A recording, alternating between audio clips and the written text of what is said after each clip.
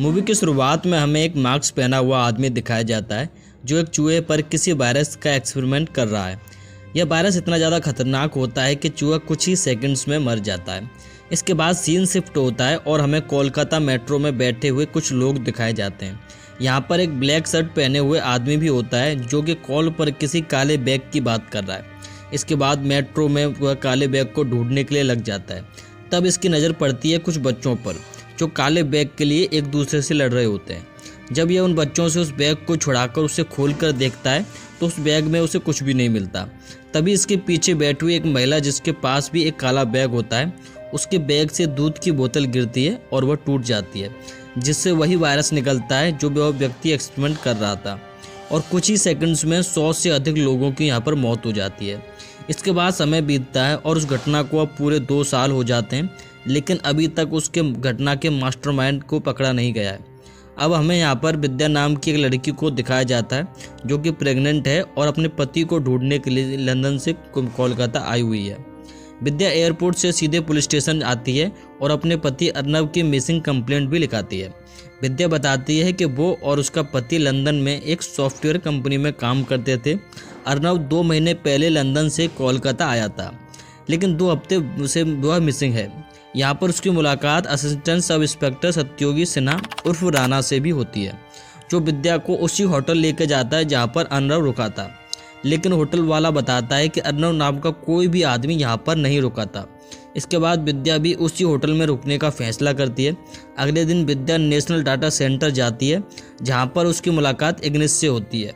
Ignis उसे बताती है कि अर्नब नाम का कोई भी व्यक्ति उसके यहाँ पर काम नहीं करता था।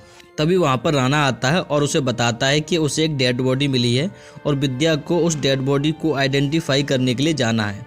विद्या उस डेड बॉडी को आइडेंटिफाई करती है, लेकिन वह उसका पति नहीं होता है।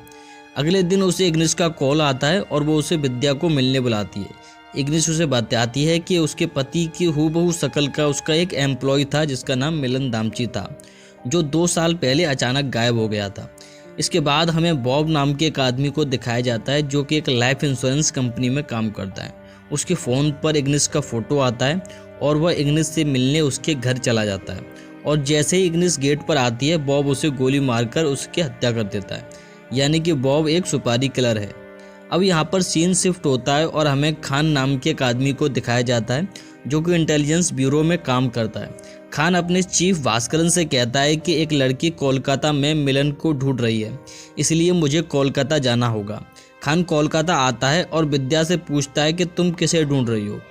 विद्या बताती है कि उसका पति अर्नब 2 हफ्तों से मिसिंग है और उसके पति की शक्ल हूबहू मिलन से मिलती है, इसलिए वह मिलन को ढूंढ रही है। खान विद्या से कहता है कि मिलन नाम का कोई भी आदमी नहीं है। विद्या कहती है कि उसे एलेक्स ने बताया है। इसके बाद खान थोड़ी तेज आवाज़ में कहता है, तुमने सुना नहीं, मिलन नाम का कोई आदमी नहीं है। इसके बाद विद्या और Rana new British India house जाते हैं जहां पर पुराने डाटा का रिकॉर्ड रखा जाता है। तभी यहां पर बॉब भी आ जाता है, लेकिन उससे पहले विद्या और राणा यहां से मिलन की फाइल लेकर निकल जाते हैं। विद्या मिलन की फाइल को खान के सामने रखकर कहती है, अगर मिलन नाम का कोई आदमी नहीं है तो ये फिर क्या है। खान विद्या से कहता है कि लेकिन इससे तुम्हारे पति का क्या कनेक्शन है।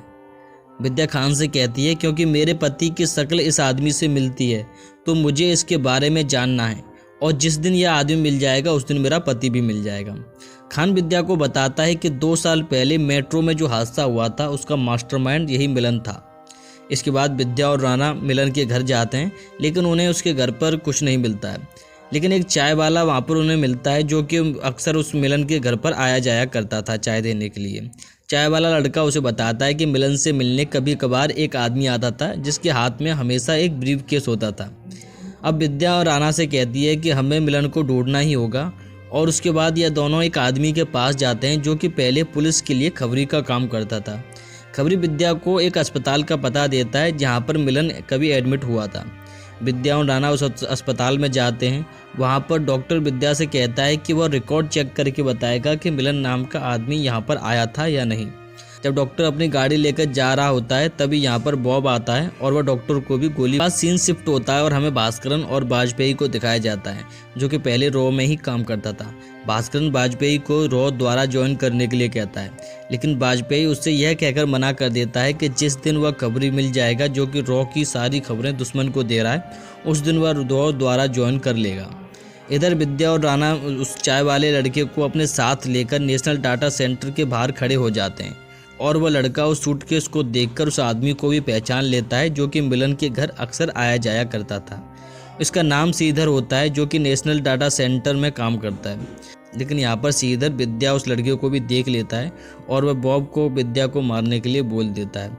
बॉब विद्या का पीछा करने लग जाता है और जैसे ही गोली चलाता है तो गोली किसी और ही आदमी के लग जाती है। तभी यहाँ पर राणा आ जाता है और वह बॉब के पीछे उसे पकड़ने के लिए भागता है, लेकिन बॉब की यहाँ पर ट्रक के आगे आकर मौत हो जाती है। बॉब के पास यहाँ पर एक फ़ोन मिलता है जिसमें बॉब ने जिन जिन लोगों को मारा है उन सभी की उसके पास फ़ोटो होती है। विद्या फ़ोन के जरिए उस वेबसाइट तक पहुँच जाती है जहाँ से इसे ऑर्डर आते थे। इसके बाद रात को जब श्रीधर अपने ऑफिस से निकलता है तभी विद्या और राणा उसके ऑफिस जाते हैं और उसके डाटा को कॉपी कर लेते हैं, लेकिन श्रीधर का सिक्योरिटी अलार्म बजता है और वो लौटकर वापस अपने ऑफिस आता है। लेकिन तब तक विद्या और राणा ऑफिस से निकल जाते हैं और यहाँ पर श्रीधर उनका पीछा करता है और उन्हें रास्ते में ही पकड़ लेता है। यहाँ पर इन लोगों में झगड़ा भी होता है और इसी झगड़े में विद्या के हाथों से श्रीधर की मौत भी हो जाती है। तभी यहाँ पर खान आता है और खान कहता है कि मुझे ये जिंदा चाहिए था। खान विद्या से श्रीधर के कंप्यूटर को दोबारा हैक करने के लिए कहता है। पहले तो विद्या मना करती है लेकिन फिर बाद में मान जाती है। इनको श्रीधर के कंप्यूटर से एक कोड मिलता है जिसे सॉल्व करके एक नंबर मिलता है और यह नंबर और किसी का नहीं बल्कि भास्करन का होता है। राणा खान से कहता है कि विद्या की जान को खतरा है और वह विद्या को कुछ नहीं होने देगा। खान राणा से कहता है कि मेरे लिए मिलन जरूरी है और उसके पकड़ने के लिए कुछ लोगों की जान भी गंवानी पड़े तो इसमें कोई गम नहीं, लेकिन राणा ऐसा नहीं चाहता था क्योंकि वह विद्या को पसंद करने लगा है। राणा पुलिस स्टेशन से भागकर विद्या के होटल जाता है। यहाँ पर उसे पता चलता है कि विद्या दुर्गा माता पंडाल में गई हुई है। उधर जब विद्या दुर्गा माता पंडाल में होती है तब उसके सामने मिलन आ जाता है और विद्या के पेट पर जोर से लात मार देता है। विद्या जमीन पर गिर जाती है और जोर जोर से चीखने लगती है। अब यहाँ पर एक ऐसा राज खुलता है जो कि पूरी मूवी की स्टोरी को ही बदल के रख देता है। दरअसल हमें यहाँ पर पता चलता है कि विद्या प्रेग्नेंट नहीं है बल्कि नकली पेट लगाकर प्रेग्नेंट होने का नाटक कर रही है और अब विद्या मिलन को गोली मारकर उसकी भी हत्या कर देती है। तभी यहाँ पर राणा आ जाता है और विद्या राणा को भास्करन के खिलाफ सारे सबूत दे देती है और वहाँ से चली जाती है। अब यहाँ पर हमें दिखाया जाता है कि विद्या और अर्नब नाम का कोई भी आदमी नहीं होता है। विद्या उसी काली शर्ट वाले आदमी की बीवी होती है जो मूवी की शुरुआत में हमें मेट्रो ट्रेन में दिखाया गया था। दरअसल वह एक रॉ एजेंट होता है जो कि वाजपेयी के लिए ही काम करता था। उसको वायरस के बारे में टिप मिली थी और उसे रोकने के लिए वो मेट्रो में गया था, लेकिन वहाँ पर उसी हादसे में उसकी भी डेथ हो जाती है और उस हादसे के कारण विद्या को भी गहरा सदमा लगता है जिससे कि उसका बच्चा भी गिर जाता है। और विद्या ने वाजपेयी के साथ मिलकर ये सारा ड्रामा क्रिएट किया था ताकि मिलन को मारकर अपने पति को बचा सके और इसी के साथ ये मूवी यहाँ पर ख़त्म हो जाती है।